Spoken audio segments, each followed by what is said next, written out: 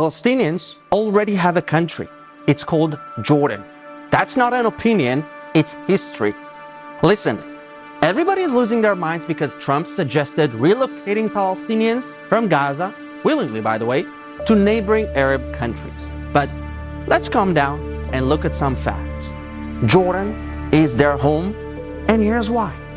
Let's start with 1920, the San Remo Conference. The world powers carved up the collapsing Ottoman Empire and handed Britain the job of governing Palestine.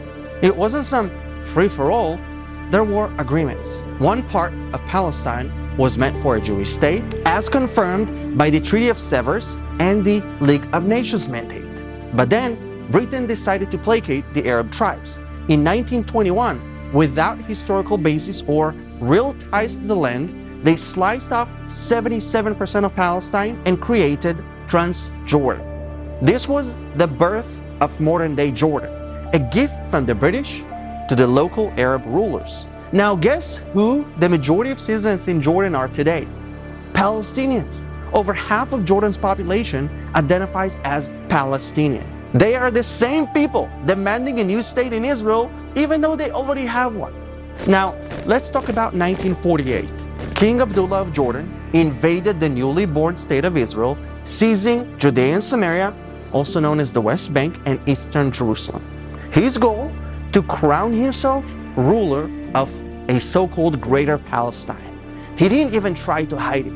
He admitted that Jordan was Palestine. That's why, when he occupied those areas, he treated them like extension of his own kingdom, not an independent entity. Jordan was Palestine, and he knew it. Now, fast forward to Six-Day War in 1967. Israel liberated its ancient lands from illegal Jordanian occupation.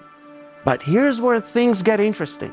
Until that point, the Arabs living in these areas didn't call themselves Palestinians. Nope, they were simply Arabs. This sudden shift in identity came only after 1967, when the narrative was rewritten to frame Israel as the villain and Palestinians as an oppressed nation. Talk about political theater, right? Now, after that, a whole new concept was born, the so-called Palestinian nation. Funny how that only started when Jews returned to their homeland.